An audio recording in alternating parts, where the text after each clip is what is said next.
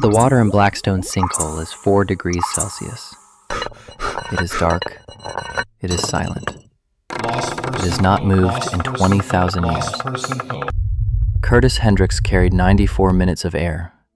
He intended to use 82. He used all of them.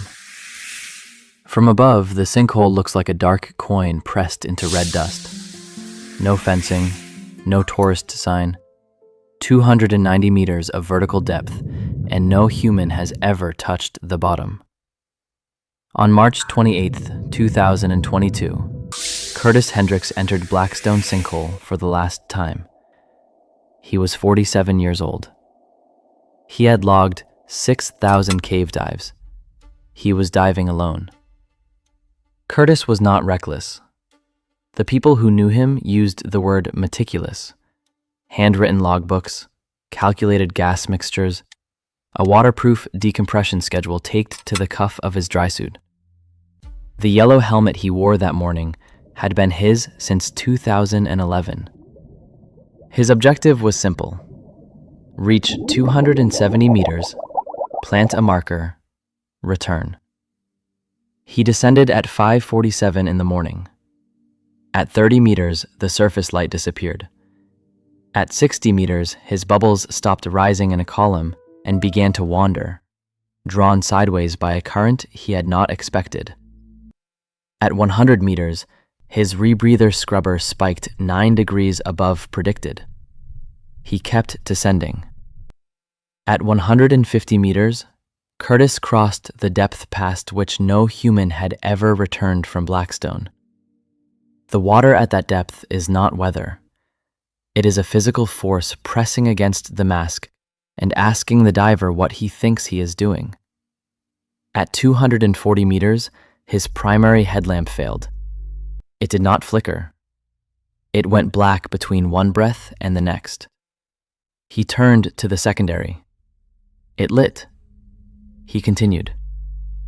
At 260 meters, the passage narrowed to body width. He angled the twin tanks vertical against his spine. He exhaled. He pushed forward. His tank manifold caught a limestone projection on the ceiling. The sediment film exploded around him. He was trapped. He was blind. He was stuck. He could not move back. Visibility dropped to 0 in 4 seconds. The helmet camera kept recording. For 91 seconds, his hands moved with purpose, reaching backward, disconnecting the stage cylinder, working the manifold by feel. His breathing stayed controlled. His backup light went out. He found his third light. It worked. His hand stopped for 2 seconds, then resumed.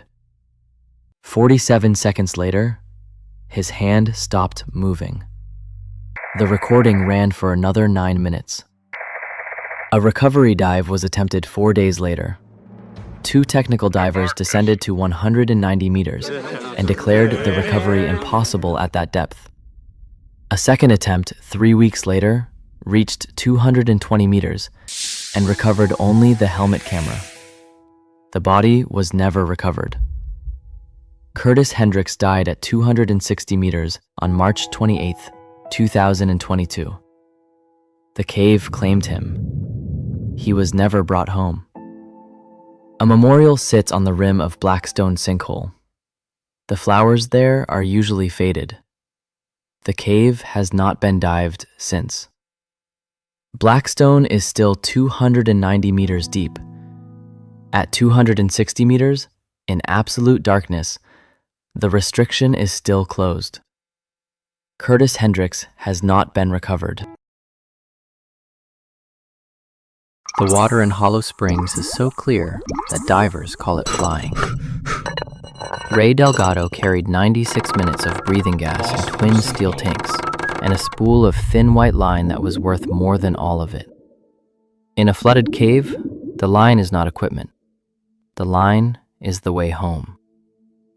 On October 4th, 2017, Ray Delgado dropped through the spring basin and into the cave that runs beneath it. 600 meters of surveyed passage, He had dived it 40 times.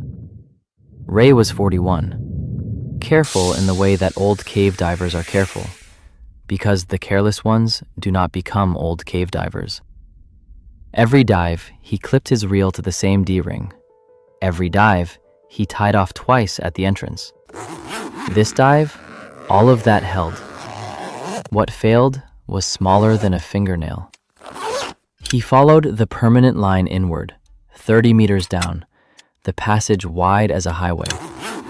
At 12 minutes, he passed the sign that divers nail into the rock of every flooded cave in the world. A skeleton and 9 words. Stop. Prevent your death.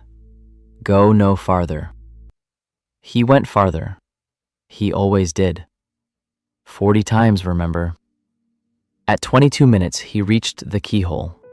Body width. Line threaded through a notch at the base. He exhaled, tilted, and slid through into the far gallery, where the clay floor sleeps under a skin of water so still it looks solid. The far gallery has no permanent line. Divers run their own from the keyhole. Ray tied his spool to the main line and swam into the dark, paying out thin white nylon behind him. At 31 minutes, the tie-off failed. A worn snap gate opening against clay. He never heard it. Behind him, the line drifted silently off the main and settled onto the floor. He turned at 38 minutes, and his fin found the clay. The floor exploded. Brown swallowed the beam. He was blind. The line went slack. Slack means lost. Ray did what training says. He stopped. He breathed. He wound the slack line in and followed it hand over hand, and it ended, not at the keyhole, but in soft clay in open black water. 58 minutes of gas left. The way home was 30 minutes away. In some direction the silt had eaten. He anchored to a rock and in arcs, by feel, the way it is taught. Out and back, out and back. His gauge went from 58 minutes to 40, from 40 to 26.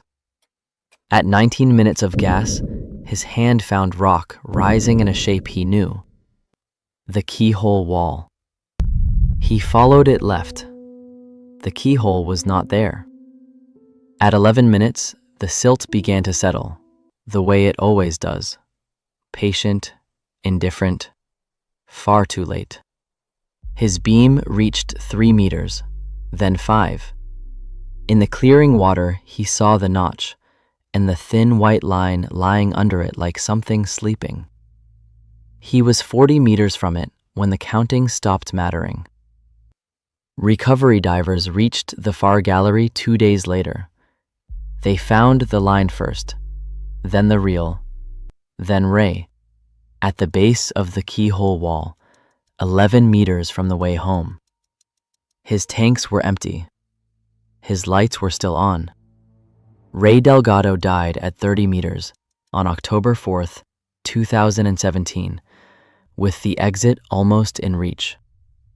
The medical examiner wrote one word where the report asks for cause. Exhaustion. Of the gas and of the man.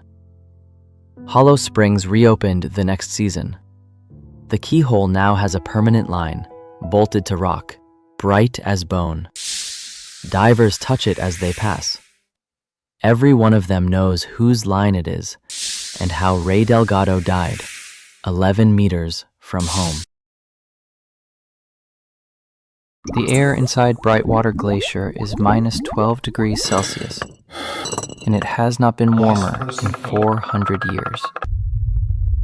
There is a room in that ice the size of a cathedral, glowing blue, silent as held breath. At minus 12, a wet human body loses 1 degree of core heat every 20 minutes. Elise Carr knew the math. She had 6 hours of daylight and a 3-hour route. On February 9th, 2019, 3 friends walked single file into the blue mouth of Brightwater's lower cave. They carried rope, crampons, and thermal suits rated to -20. Elise Carr had led 11 glacier trips, methodical, checklists laminated. Danny Mercer carried the rope, 31 years old, strongest of the 3. Tom Reyes carried the stove. He had promised his daughter pancakes on Sunday. The first chamber stopped them cold.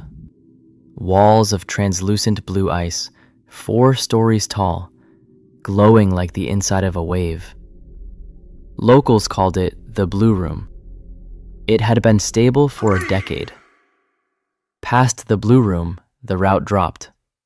A crawl under a frozen ceiling.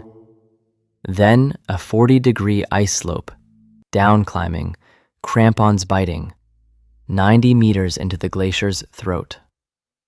At 11:40, they reached the bottom hole. At 11:41, the ice under Elise's boot sheared. She dropped 2 meters. Her right knee struck an ice shelf. She heard it before she felt it. The pop was loud. The pain came late. She was stuck. The leg would not hold. She could not climb out. 90 meters of ice slope stood between Elise and the surface. Her suit was wet where she had fallen. The 20-minute clock on her core temperature had started. Danny call nobody wants to make. They could not wait for rescue. Rescue was 4 hours away. At -12 and wet, Elise had 2. So they built a haul system from 1 rope and 2 ice screws. Danny pulled. Tom climbed beside her, guiding the bad leg past every ledge. 1 meter. Rest. 1 meter. Halfway up, Elise stopped answering questions. Cold does that. It takes the words first, then the shivering stops, and the quiet that follows is the body giving up its defense. Tom slapped her shoulder, named her daughter, named the pancakes. She started climbing again. The last 20 meters took 40 minutes. Danny's hands had stopped working as hands. He hauled with his wrists, rope wrapped twice around his forearms. At 3:17 in the afternoon, 4 minutes before her 2 hours ran out, Elise Carr came through the blue mouth of Brightwater on 1 leg and 2 friends. The ambulance met them at the moraine. Core temperature, 33.8. 2 degrees from cardiac risk. 1 shredded knee. 10 frostbitten fingers between the 3 of them. All 3 survived. Elise Carr walks with a brace now. Danny Mercer still has the rope, kept coiled in his garage. He has never used it again. And the Blue Room is still there, 400 years old, glowing under the glacier. Still beautiful, still -12. 3 people walked into it, and 3 people survived it, by 4 minutes and 1 rope. The room is still counting in 20-minute increments for whoever comes next.